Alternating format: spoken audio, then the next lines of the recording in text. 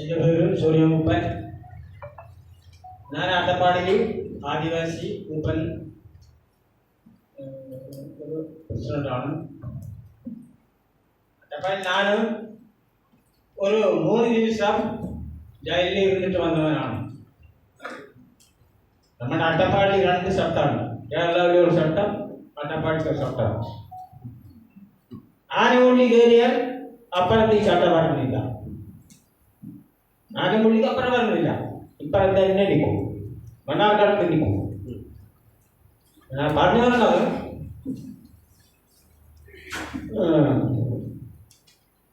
ஆதில வந்தவன் வீதியில போன, நேத்து வந்தவன் நெய்யூத்திங்கிறான். ஆடு அக்கறை புற்கேக்கரை, விளைஞ்ச வெட்டக்காடு வழியாட்டி போன சொட்டக்காடு.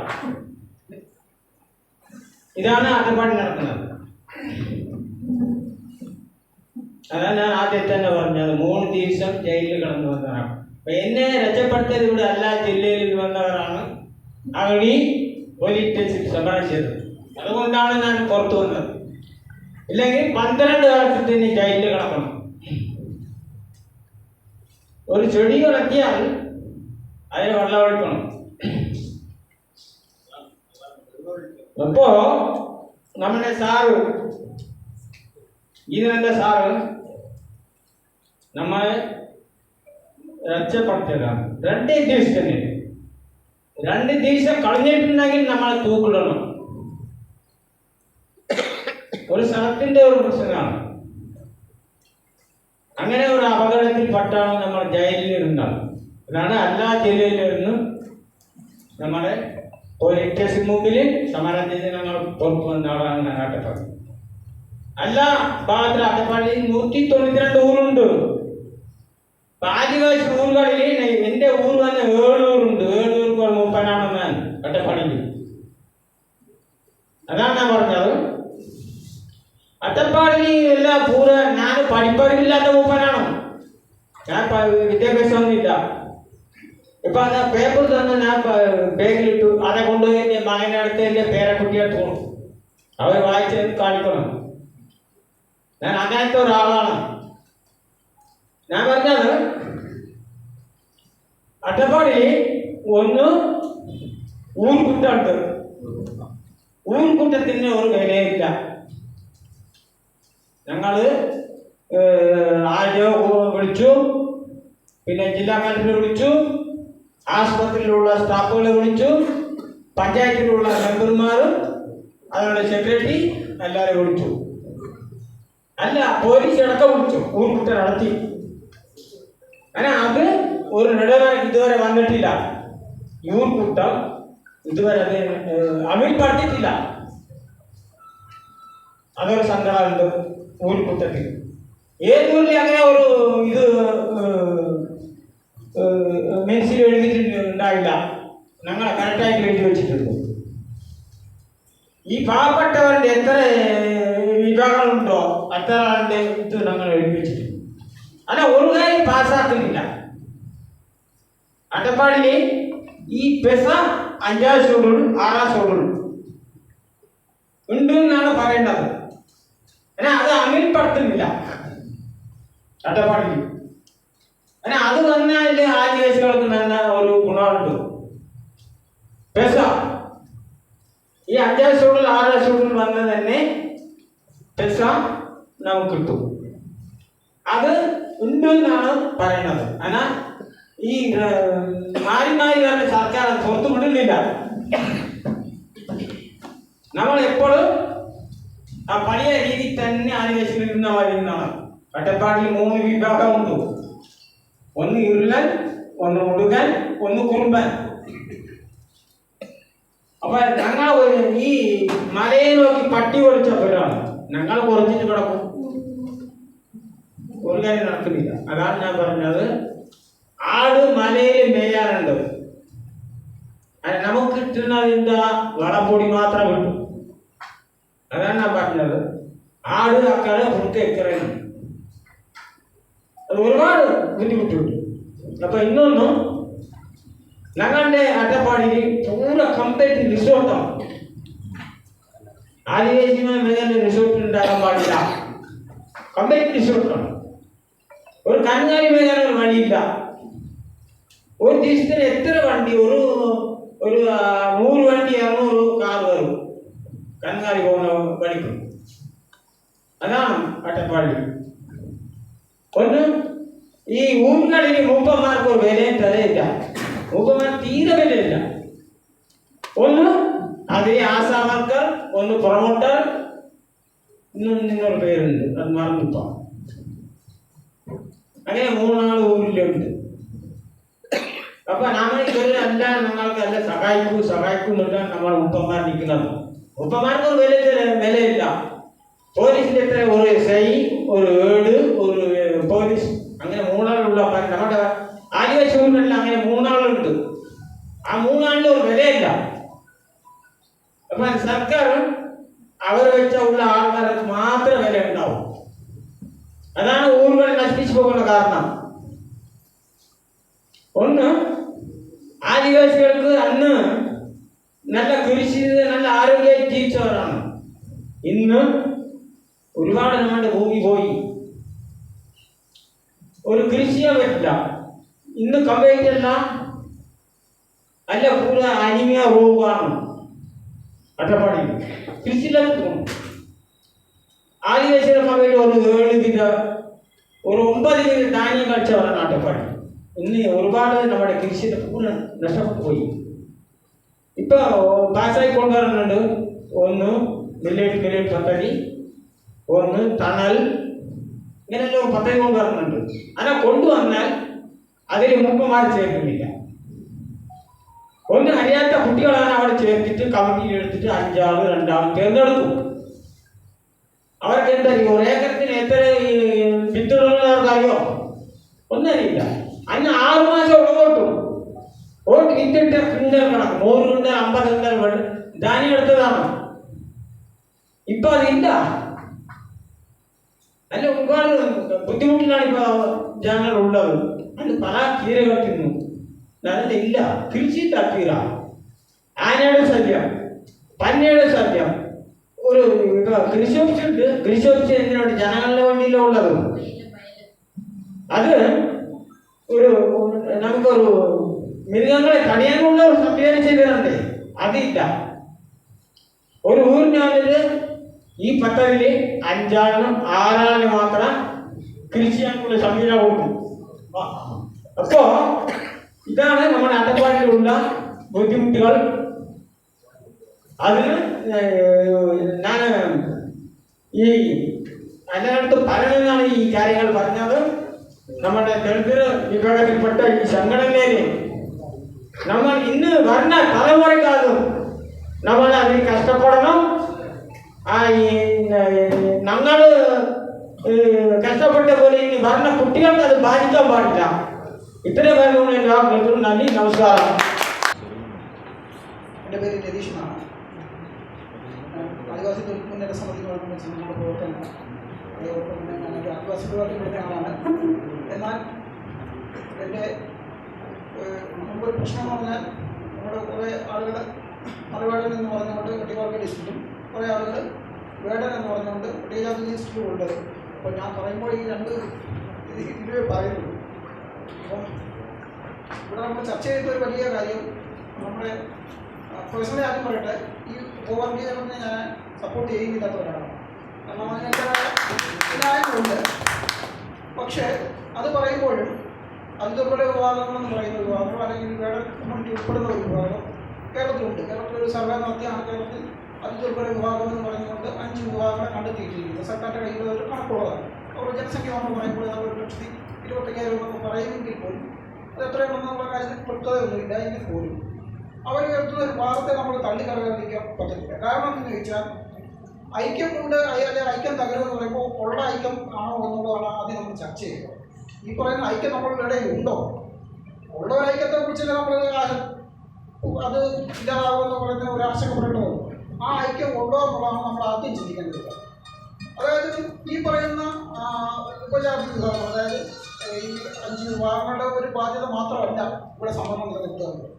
അപ്പോൾ അവർ പറയുന്ന ഒരു രീതി ഇപ്പോൾ സ്വാഭാവികമായിട്ട് പറയാം, ഈ കുടുംബ സഭകളുടെ കാര്യത്തിലായാലും പ്രായത്തിൻ്റെ കാര്യത്തിലായാലും ശരി ഈ പറയുന്ന വിവാഹങ്ങൾ വളരെ പിന്നിലാണെന്നുള്ള കാര്യത്തിൽ ഇവിടെ ഒരു തർക്കവുമില്ല.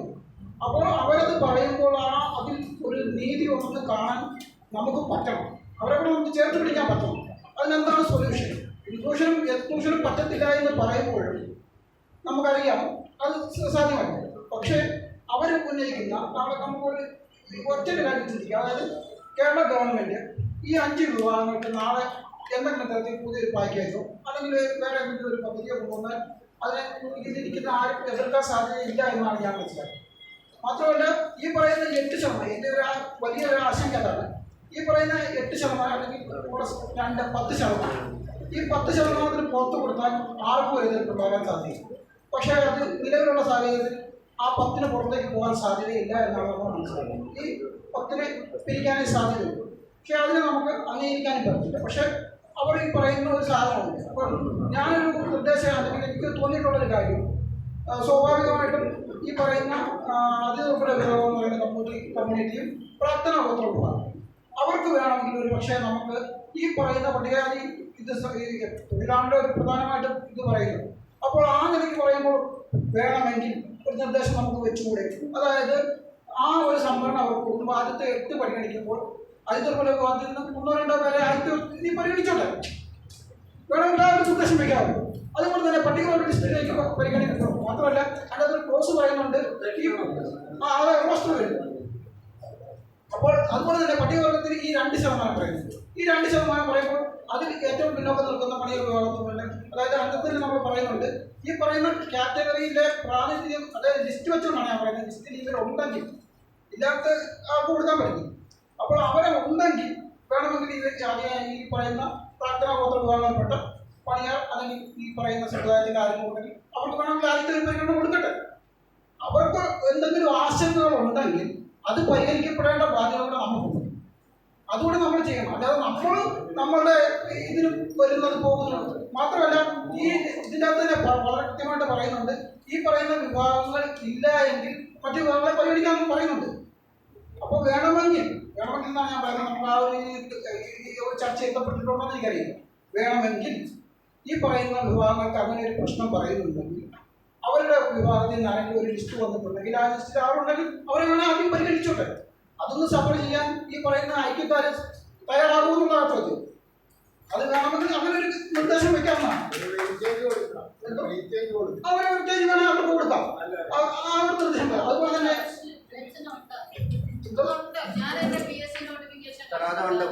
ഞാനത് പറയാം. ഞാനൊരു ആദിവാസി ഗോത്രത്തിലുള്ള ആളാണ്. അപ്പോൾ അങ്ങനെ ഒരു ഇത് കൊടുക്കാം. അതുപോലെ തന്നെ ഞാൻ ഈ ഇത് ഇതിനകത്ത് ഞങ്ങളുടെ ഗ്രൂപ്പിനകത്ത് വലിയ രീതിയിൽ ചർച്ച നടത്തുന്നു. നമ്മൾ ഈ പറഞ്ഞ പോലെ വേട കമ്മ്യൂണിറ്റിയുടെ ജനസംഖ്യ നോക്കിയാൽ ഏതാണ്ട് പട്ടികജാതിയിൽ തന്നെ 0.3% 0.7 അപ്പോൾ ഈ ഒരു വിഭാഗത്തിന് എത്ര ശതമാനം സംവരണം കൊടുക്കുമെന്നുള്ളതാണ് ഒരു വലിയ പ്രശ്നം. ഈ ഒരു സമൂഹത്തിന് കൊടുക്കണം. മാത്രമല്ല ഞാൻ പലപ്പോഴും ഒരു ആദിവാസി ആണെന്ന് പറഞ്ഞു. പലപ്പോഴും ഞാനൊക്കെ പഠിക്കുന്ന കാലത്തുള്ള നമ്മുടെ ഒരു ചിന്ത ഉണ്ടായിരുന്നത് ഈ പറയുന്ന മലയാള സമുദായം കാരണമാണ് ഈ മലയാളന്മാർ ഒന്നും കിട്ടാതെ പോകുന്നൊരു വിദ്യാഭ്യാസം ഉണ്ടായിരുന്ന ആളാണ് ഞാൻ. ഉള്ള കാര്യം പറയാറുണ്ട്. അങ്ങനെ ചിന്തിച്ചിരുന്ന ഒരാളാണ്. അപ്പോൾ എല്ലാം മലയാളികൾ ഞാൻ ഇതിനെ എതിർക്കുന്ന ഒരു കാരണം അതാണ്. ഇപ്പോൾ ഇവർ പറയുന്ന ഒരു കാര്യം എസ് തന്നെ പുലയോ പലയോ ഉള്ളത് കൊണ്ടാണ് ഇവർക്ക് കിട്ടാത്തതെന്നാണ് പറയുന്നത്. അപ്പോൾ നമ്മൾ അതിനൊന്ന് അന്വേഷിച്ചു. ഞാൻ സുരേഷുമായിട്ടൊന്ന് സംസാരിച്ചപ്പോൾ അതിനെ ഞങ്ങളൊന്ന് അന്വേഷിച്ച് കഴിഞ്ഞപ്പോൾ ഞാൻ എൻ്റെ പ്രദേശത്ത്, അതായത് ഇപ്പോൾ ഞാൻ താമസിക്കുന്ന പെരുമൺ എന്ന് പറയുന്ന സ്ഥലത്ത് നമ്മുടെ അവിടെയുള്ള SC ആണ് കൊണ്ടിട്ടുള്ള നമ്മുടെ പ്രദേശത്തുള്ള ഒരു 12 കുട്ടികളെ ഞാൻ പഠിച്ചു. അവിടെ 10ാം ക്ലാസ്സായി. ആ പഠിച്ച കുട്ടികളിൽ ഏതാണ്ട് 4 പേരാണ് PSC രജിസ്റ്റർ ചെയ്തത്. അതിൽ ഒന്നോ ഒന്നിൽ കൂടുതലോ പരീക്ഷ എഴുതിയിട്ടുള്ള ഒറ്റയൊരാണ്. അപ്പം ഈ 12 പേര് മാറി എന്ന് പറയുക പുലയ സമുദായം ഉള്ളതുകൊണ്ടാണ് ഞങ്ങൾക്കൊന്നും കിട്ടാത്തതെന്ന് പറയുന്ന കാര്യമുള്ളൂ. അപ്പോൾ ഞാൻ എൻ്റെ ഈ പറയുന്ന ഉപസംഹരണം വേണമെന്ന് ബാധിക്കുന്ന ആളുകളുടെ അടുത്ത് ഞാൻ പറയുന്നത് നമ്മുടെ സമുദായ പ്രവർത്തനം തുടങ്ങേണ്ടത് അവിടെ നിന്നാണ്. നമ്മുടെ കുട്ടികളെ ആദ്യമായിട്ട് ഈ പറയുന്ന PSCക്ക് രജിസ്റ്റർ ചെയ്യിക്കാനും അവരെ കൃത്യമായിട്ട് പരീക്ഷ എഴുതിക്കാനും ഉള്ളൊരു സാധനം നമുക്ക് അത് ചെയ്ത് മാത്രമല്ല അതിദുർബല വിഭാഗം എന്ന് പറഞ്ഞുകൊണ്ട് ഒരു കാറ്റഗറിയെ ഇവിടെ സർക്കാരിന്റെ ഒരു കണക്കിൽ കൊണ്ടുവന്നിട്ടുണ്ട്. അല്ലെങ്കിൽ സർക്കാർ ഒരു ചെറിയ സർവേ നടത്തിയാണത് കണ്ടെത്തിയിട്ടുണ്ട്. അതേപോലെ അങ്ങനെ ഉണ്ടെങ്കിൽ ഈ പറയുന്ന സർക്കാർ സർവേ നടത്തി കണ്ടെത്തി പറയട്ടെ, അവർ കാരണം നിങ്ങൾ മറ്റൊരു കൊണ്ടുപോകുന്നത് പറയട്ടെ. അത് കൊണ്ടുവരാത്തോളത്തോളം കാരണം നമുക്ക് എങ്ങനെയാണ് ഇതിനെ ഇതാറുള്ളത്. അപ്പൊ അതുവരെ വെയിറ്റ് ചെയ്യും. സർക്കാർ ഒരു സർവേ നടത്തി അവർ കണ്ടെത്തി പറയട്ടെ, നിങ്ങളുടെ അവസരം അവർ ഈ രീതിയിൽ കൊണ്ടുപോകുന്നതുകൊണ്ടാണ് നിങ്ങൾക്ക് നഷ്ടപ്പെടുന്നത് എന്ന് പറയട്ടെ. അത് കഴിഞ്ഞിട്ട് വേണമെങ്കിൽ നമുക്ക് ഈ പറയുന്ന ഉപസംഹരണത്തെ കുറിച്ച് ആലോചിക്കാം. അപ്പോൾ അത് നമ്മളൊന്ന് വെയിറ്റ് ചെയ്യണം. അതല്ലാതെ നമ്മളിപ്പോൾ കാളം ഇതാക്കി എന്ന് പറഞ്ഞ ഉടനെ തന്നെ നമ്മൾ ഇതിന് വേണ്ടി ചാടി പുറപ്പെടുന്നത് ശരിയായ ഒരു നടപടിയല്ല. അത് നമ്മൾ ഇതല്ല. അതുപോലെ തന്നെ വേറെ പ്രശ്നം എന്ന് വെച്ചാൽ ഇത് ഭാവി ഉപസംഹരണത്തിലേക്ക് പോകും, അല്ല സാമ്പത്തിക സംഭരണത്തിലേക്ക് പോകും. ഞാൻ മുമ്പേ പറഞ്ഞൊരു പോയിന്റ്, അതായത് നമ്മുടെ ആളുകൾ ഈ പറയുന്ന 0.7% ഉള്ളൂ. അവരൊക്കെ എത്ര കൊടുക്കുമെന്നുള്ളത് ഇപ്പോൾ പറഞ്ഞ പോലെ പ്രബല സമുദായം ഉണ്ട്, ഒരു കുറച്ച് ജനസംഖ്യയുണ്ട്. അവരിപ്പോൾ അത് 1.5 ലക്ഷത്തിന് മുകളിൽ ആളുകളുണ്ട്. മാത്രമല്ല അവർ വിദ്യാഭ്യാസപരമായി കുറച്ച് മുന്നേറിയ ആളുകളാണ്. അപ്പം നാളെ ഈ ഒരു കാറ്റഗറിയുടെ കൂട്ടിയാണ് ഇത് ഈ പറയുന്ന വിഭാഗം പരിഗണിക്കുന്നതെങ്കിൽ സ്വാഭാവികമായിട്ടും അവിടുത്തെ മുഖ്യ പോഷൻ കൊണ്ടുപോകുന്ന ഈ സമുദായമായിരുന്നു. അന്നും ഈ പറയുന്ന അധികൃതർ വിഭാഗം കഴിയുന്നത് അവർ കാരണം ഞങ്ങൾക്കൊന്നും കിട്ടുന്നില്ല. അപ്പൊ സ്വാഭാവികമായിട്ടും വരും. അതിനകത്ത് നമുക്ക് അതൊന്ന് പരിഗണിക്കണമെങ്കിൽ അല്ലെങ്കിൽ പിന്നെ സാമ്പത്തിക ലോകം മനസ്സിലായില്ലേ. അപ്പോൾ പിന്നീട് സാമ്പത്തികം എന്നൊരു എലമെന്റിനെ നമ്മൾ ഏതെങ്കിലും ഒരു ഘട്ടത്തിൽ, ഇപ്പോൾ അല്ലെങ്കിൽ പിന്നെ ഏതെങ്കിലും ഒരു ഘട്ടത്തിൽ നമ്മൾ ആ സാമ്പത്തികത്തെ പരിഗണിക്കേണ്ടി വരും. മാത്രമല്ല ജാതിക്ക് ഏതെങ്കിലും തരത്തിൽ ഇത്തരത്തിൽ ഉപസംഹരണം കൊടുക്കുന്നതിനോട് ഒരിക്കലും യോജിക്കാൻ പറ്റില്ല. കാരണം അതും ഈ പറയുന്ന സാമ്പത്തിക സംവരണത്തിലേക്ക് തന്നെ ജാതി പോലും അങ്ങനെ ഏതെങ്കിലും ഒരു തലമുറയിൽ സംവരണം കിട്ടിയതിന് ശേഷം അവർ ഒരു കുറച്ച് ആളുകൾക്ക് തൊഴിൽ കിട്ടുകയും ചെയ്താൽ അവരൊരു എലൈറ്റ് ക്ലാസ് ആണ്. ആ എലൈറ്റ് ക്ലാസ് ആയതിനു ശേഷം ആ സമൂഹത്തിലെ ആളുകൾ തന്നെ പിന്നീട് പറയും ഞങ്ങൾക്ക് കുറെ ആളുകൾക്ക് കിട്ടുന്നില്ല. അപ്പൊ പിന്നെ ഈ എലൈറ്റ് ക്ലാസ് ഇതാക്കണമല്ലോ. അപ്പൊ പിന്നെ എന്താണ് മാർഗം? എക്കണോമിക് റിസർവേഷൻ എന്ന് പറയുന്നത്. അതായത് നമ്മൾ മനസ്സിലാക്കേണ്ട ഒരു കാര്യം, സംഘപരിവാരം ഇവിടെ എന്താണ് ഉദ്ദേശിക്കുന്നത്, സംഘപരിവാരം ഇവിടെ എന്താണ് ഉദ്ദേശിക്കുന്നതാണ് നമ്മൾ മനസ്സിലാക്കേണ്ടത്. കാരണം അവർക്ക് നമുക്കറിയാം ഇവിടുത്തെ സംവരണം എന്ന് പറയുന്ന ഒരു ആശയം കൊണ്ടുവന്ന കാലം മുതൽ ഈ പറയുന്ന സാധനത്തെ എങ്ങനെ ഇല്ലാതെയാക്കാം എന്നുള്ള കൃത്യമായ ഒരു പഠനം ഇവിടെ നടത്തുന്നുണ്ട്. അവിടെ ഇവിടുത്തെ ഇടപക്ഷ പ്രസ്ഥാനങ്ങളടക്കം അത് അന്ന് തൊട്ട് ഇത് സാമ്പത്തിക സംവരണത്തിലേക്കാണ് കൊണ്ടുപോകേണ്ട നിലയിൽ കൊണ്ടുവരുന്നുണ്ട്. അപ്പോൾ ഇതിനെ മാറിയ ഈ കാലഘട്ടം, അതായത് ഈ കേരളത്തിലെ അല്ലെങ്കിൽ ഇന്ത്യയിലെ ദളിത് ജനങ്ങളെ കൊണ്ടുപോയി ആദിവാസി ജനങ്ങളെ കൊണ്ടുപോയിട്ടുണ്ടാകുന്ന ഒരു മാറ്റമുണ്ട്. അത് നമ്മൾ പറയുമ്പോൾ ചിലപ്പോൾ നമ്മൾ അത്ര പെട്ടെന്ന് ദർശനം അല്ലെങ്കിൽ പോലും നമുക്കറിയാം ഒരു ചെറിയ മാറ്റമുണ്ടാകും. അപ്പോൾ മാത്രമല്ല ആ മാറ്റത്തെ സംവരണത്തെ ഏതെങ്കിലും തരത്തിൽ നേരിട്ട് കൊണ്ട് അവർക്ക് തൊടാൻ പറ്റും. പിന്നെ അവർക്ക് തൊടാൻ പറ്റുന്ന ആസിഡ്, നമുക്ക് റബ്ബർ കർഷകർക്കറിയാം ആസിഡ് എങ്ങനെയാണ് നേർപ്പിച്ചെടുക്കുന്നത്. അപ്പോൾ ഈ ആസിഡിനെ നേർപ്പിച്ചെടുക്കാൻ വേണ്ടി കുറേശ്ശെ വെള്ളം ചേർത്ത് അപ്പോൾ ആ ഒരു ടെക്നിക്കാണ് ഇവർ ഈ സംവരണത്തിൽ ഉപയോഗിക്കുന്നത്. മനസ്സിലായി? അപ്പോൾ ഇതിനെ ഏത് തരത്തിൽ നേർപ്പിച്ചു കൊണ്ടുവരാം? ആ നേർപ്പിച്ചു കൊണ്ടുവരാനുള്ള മാർഗങ്ങളാണ് ഈ തരത്തിൽ ഉപവർഗീകരണമായിട്ടോ അല്ലെങ്കിൽ മറ്റൊരു തരത്തിലായിട്ടോ ഇവർ കൊണ്ടുവരുന്നത്. അപ്പോൾ ഒരു പക്ഷേ ചിലപ്പോൾ നമ്മുടെ സമൂഹത്തിൽ ചില ആളുകൾക്കെങ്കിലും അതിൽ പെട്ടുപോയിട്ടുണ്ടാകും. പക്ഷെ അതിന് അവരുടെ അത്തരം സംശയങ്ങളെ ദൂരീകരിക്കേണ്ട, അതാണ് ഞാൻ പറഞ്ഞത്, സംവരണത്തെ നിലനിർത്തുക എന്നുള്ളത് ഈ പറയുന്ന വിഭാഗങ്ങളുടെ മാത്രം ഉത്തരവാദിത്തമല്ല, നമ്മളെല്ലാവരും ഉത്തരവാദിത്തം. അവർക്ക് അങ്ങനെ ഒരു പ്രശ്നമുണ്ടെങ്കിൽ കൃത്യമായിട്ട് നമുക്ക് അഡ്രസ്സ് ചെയ്യാൻ പറ്റണം. അത് അഡ്രസ്സ് ചെയ്ത് നിങ്ങൾക്ക് ഇങ്ങനെ ഒരു പ്രശ്നം ഉണ്ടായിരുന്നു. നമുക്ക് വേറൊരു കാര്യങ്ങളുണ്ട്. ഇവിടുത്തെ ഗോത്ര സമുദായം എന്ന് പറയുന്നത് പട്ടികവർഗ ലിസ്റ്റിൽ ഉൾപ്പെടുത്താൻ എന്തുകൊണ്ട് യോഗ്യരായ ഒരു സമൂഹമാണ്. 2 തവണയായിട്ട് അവരെ ഈ പറയുന്ന പോലെ രീതിയിൽ വന്നതുമാണ്. പക്ഷേ ക്രിട്ടാർട്സിന്റെ റിപ്പോർട്ടുകൾ വരുന്നു, ലാസ്റ്റ് പാർലമെന്റിൽ വരുമ്പോഴാണ് ഈ വിഷയം തള്ളിപ്പോകുന്നത്. ഇങ്ങനെ ഒരു വിഷയം മാത്രമല്ല, ഇവിടുത്തെ എല്ലാ തരത്തിലുള്ള ആളുകൾക്കും അറിയാം ഈ പറയുന്ന സമൂഹം ഇന്ന് വ്യത്യസ്ത ഒരു സമൂഹമാണെന്ന് വളരെ കൃത്യമായിട്ട് അറിയിച്ചു. നിങ്ങൾ ഐക്യം എന്ന് പറയുമ്പോൾ ഇവർ ഉന്നയിക്കുന്ന ഈ ഒരു പ്രശ്നത്തിന് ധാർമ്മികമായിട്ടെങ്കിലും പിന്തുണയ്ക്കാൻ നിങ്ങൾ തയ്യാറാകുന്നതോടുകൂടെ ഈ വിഷയം എന്ന് വരത്തില്ല, പാർലമെന്റ് എത്തത്തില്ല. നമുക്കറിയാം പാലക്കാടുള്ള മറാഠി സമുദായം എങ്ങനെയാണ് പട്ടികവർഗ ലിസ്റ്റിൽ നിന്ന് പുറത്തുപോയ ആളുകൾ പിന്നീട് തിരിച്ചു വരുന്നത് എങ്ങനെയാണെന്ന് നമുക്ക് കൃത്യമായിട്ട് അറിയാം. കാരണം കൃത്യമായ അപ്പോൾ കൃത്യമായ രാഷ്ട്രീയം അതിനകത്തുണ്ട്. മറിച്ച് ഞങ്ങൾ ഈ പറയുന്ന 35,000 ആളുകൾക്ക് കൃത്യമായ വോട്ട് ബാങ്ക് അല്ലാത്തത് കൊണ്ട് ഈ ഒരു വിഷയത്തെ ആദ്യം ചർച്ച ചെയ്യാൻ തയ്യാറാണ്. അപ്പം ഞങ്ങൾക്കും അറിയാം ഞങ്ങൾ തന്നെ ഇത് ചർച്ച ചെയ്താൽ അല്ലെങ്കിൽ ഞങ്ങൾ തന്നെ ഇത് പറഞ്ഞാൽ ഇത് നടത്തത്തില്ല. മറിച്ച് ഈ ഐക്യം തകരരുതെന്ന് പറയുന്നത് നിങ്ങൾ കൂടി അതിന് ബാധ്യസ്ഥരാകണം. ഈ വിഭാഗത്തെ അതിൽ ഉൾപ്പെടുത്തേണ്ടതാണ്. അതിനുള്ള ധാർമ്മികമായ പിന്തുണ നൽകാനും നിങ്ങൾ തയ്യാറാണ്. അതുപോലെ തന്നെ ഇവർ ഈ പറയുന്ന നാളെ എന്തെങ്കിലും നമുക്കറിയാം, ഇപ്പോൾ സംഭരണം ഉണ്ടായിട്ട് പോലും നമ്മുടെ ഒഴിവുകൾ നികത്തപ്പെടുന്നില്ല. ആ ഒഴിവുകൾ നികത്തപ്പെടുത്താതിരിക്കുമ്പോൾ കേവലം ഒരു പാക്കേജ് കൊണ്ടുവന്നാൽ അത് എങ്ങനെ അട്ടിമറിക്കണം എന്നുള്ള കാര്യത്തിലും സർക്കാരിന് കൃത്യമായ ധാരണ ഉണ്ടായിരിക്കും. അപ്പോൾ അതിനെ എങ്ങനെ അഡ്രസ് ചെയ്യണം എന്നുള്ള കാര്യത്തിൽ ഒരു ധാരണ. അപ്പോൾ നമ്മുടെ ആളുകളെല്ലാം കൂടെ അവർക്ക് എന്തെങ്കിലും ആശങ്കകൾ ഉണ്ടെങ്കിൽ അതിനെ ദൂരീകരിക്കാൻ കൂടെ ഇവിടുത്തെ മറ്റ് വിഭാഗത്തിൽപ്പെട്ട അല്ലെങ്കിൽ നമ്മൾ പറയുന്ന SC/ST വിഭാഗത്തിലുള്ള ആളുകൾ അതിനും കൂടെ തയ്യാറാണ്. ആ ഒരു മുന്നേറ്റം കൂടെ ഉണ്ടായെങ്കിൽ മാത്രമേ നമ്മുടെ ഐക്യം ഉണ്ടാവുകയുള്ളൂ. ആ ഐക്യം നമ്മുടെ ഈ പറയുന്ന പോലെ സംവരണം അപകടത്തിലാകുമ്പോൾ അല്ലെങ്കിൽ ഉപവർഗീകരണം അപകടത്തിലാകുമ്പോൾ നമ്മുടെ ഈ ഒരു ബോധം ഉയർന്നാൽ പോരാ, അവരുടെ മറ്റു തരത്തിലുള്ള കാര്യങ്ങളും ആ ഒരു കാരണം ഒരു ചെറിയ സമയം മുമ്പ് ഒരാൾ പറയാൻ കേട്ടു 1000 പേരൊക്കെ ഉള്ള ഒരു സമൂഹം എന്ന് പറയുന്നത്. ചേട്ടാ 1000 പേരുള്ള അലപ്പോട്ടെ ഒരു 10 പേരുള്ള ഒരു സമൂഹം അല്ല 10 പേരുള്ള ഒരു സമൂഹമാണെങ്കിൽ പോലും അയാളിൽ നിന്ന് ഒരു പ്രതിനിധി ഉണ്ടായപ്പോൾ ജനാധിപത്യം സമ്പന്നമാകുന്നില്ല. അല്ലാതെ 10 പേരുള്ള അതുകൊണ്ട് അവിടെ മാറ്റി നിർത്തിയേക്കാം എന്ന് പറയുന്നില്ല അല്ല കാര്യം. മറിച്ച് ആ 10 പേരിൽ ഒരാളെങ്കിലും ചേർത്ത് പിടിക്കുമ്പോഴാണ് ആ ജനാധിപത്യത്തിന് ഭംഗി ഉണ്ടാകുന്നത്. അങ്ങനെയാണ് പാവം നമ്മളെ ചിട്ടപ്പെടുത്തിയിരിക്കുന്നത്. അതുകൊണ്ട് ആരെ ഉപേക്ഷിച്ച് കളയാനല്ല നമ്മൾ ഉദ്ദേശിക്കുന്നത്. നമ്മളെല്ലാവരെയും ചേർത്ത് പിടിക്കണം. അവർക്ക് അങ്ങനെ ആയതിൻ്റെ എന്തെങ്കിലും പ്രശ്നങ്ങളുണ്ടെങ്കിൽ അവരുടെ കാര്യത്തിൽ ഒരു ഇതുണ്ടെങ്കിൽ അതിനെ കൂടെ അഡ്രസ്സ് ചെയ്യുന്ന തരത്തിലായിരിക്കണം ഈ ഫോൺ ഡ്രൈവ് പരിസമാപിക്കേണ്ടതെന്നാണ് എനിക്ക് എല്ലാവർക്കും ചെയ്യുന്നത്. ഉപസംവരണം വേണമെന്ന് പറയുകയും ഒരു വിഭാഗം ജനത വേണമെന്ന് പറയുന്നു, ഒരു വിഭാഗം ജനത വേണ്ട എന്ന് പറയുന്നു. ഏകദേശം കേരളത്തിലെ അല്ലെങ്കിൽ ഇന്ത്യയിലെ പട്ടികജാതി പട്ടികവർഗക്കാർ 2 തരത്തിലേക്ക് ആയിട്ടിരിക്കും. അല്ല കാരണം ഇപ്പോൾ കൃത്യമായിട്ട് ക്ലാരിഫിക്കേഷൻ ഓരോ ജനതയ്ക്ക് കൊടുക്കാൻ കഴിഞ്ഞില്ല.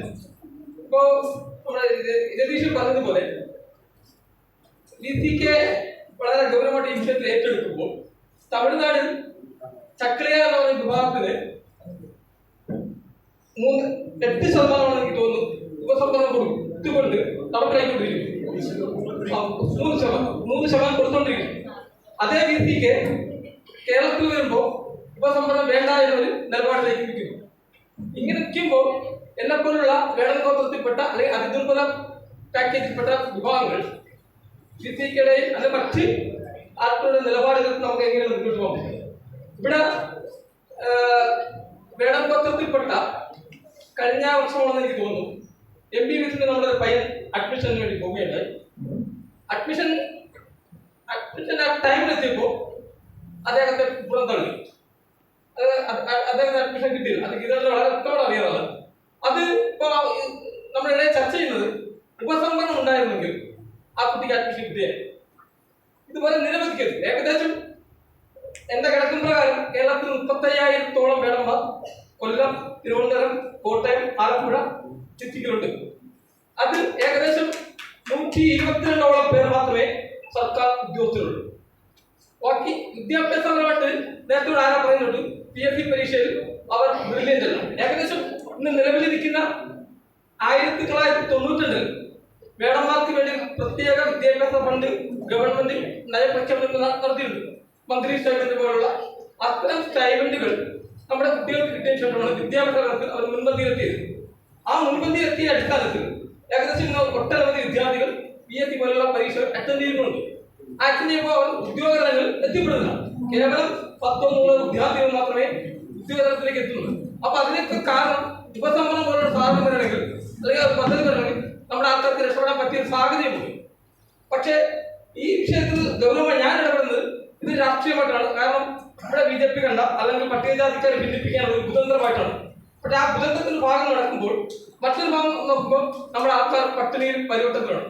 ഏകദേശം 2006 എനിക്ക് തോന്നുന്നു വേടന്മാർ മരണപ്പെട്ടപ്പോൾ മൂത്രക്കുടിയിൽ സെപ്റ്റിക് ടാങ്കിൽ പാർഡലിൽ അടക്കം ചെയ്ത പശ്ചാത്തലം ഉണ്ടായിരുന്നു കേരളത്തിൽ. ആ അടിസ്ഥാനത്തിൽ 246 ദിവസം സെക്രട്ടേറിയറ്റിന് മുന്നിൽ സമരം ചെയ്തതിന്റെ ഭാഗമായിട്ടാണ് വണ്ണാമൂർ കമ്മ്യൂണിറ്റി എന്ന പാക്കേജ് നേടിയെടുക്കുന്നത്. ആ പാക്കേജിന് ശേഷമാണ് ഇത്രയെങ്കിലും മാറ്റങ്ങൾ നമുക്ക് ഉണ്ടാക്കാൻ കഴിയുമെന്നാണ് എനിക്ക് തോന്നുന്നത്. അപ്പൊ ഇതുപോലൊരു സാധ്യതകൾ വരുമ്പോൾ ഇത്തരം ഒരാൾക്ക് എങ്ങനെയായിരിക്കാം ഇപ്പൊ ഈ ഉപസംബന്ധം നമ്മൾ നഗരകാന്ത എതിർക്കുമ്പോൾ വേടന്മാർ ഏതൊക്കെ രീതിയിലായിരിക്കാം അവർക്ക് സാധ്യതകൾ ഉണ്ടാക്കിയെടുക്കുക. എനിക്ക് തോന്നുന്നു PSC യിൽ ഉദ്യോഗങ്ങൾ എത്തത്തക്ക രീതിയിലൊരു സംഭാഷണം ചർച്ചയും ഈ കോൺക്ലേവിൽ ഉണ്ടാകണമെന്നാണ് എനിക്ക് പറയാനുള്ളത്.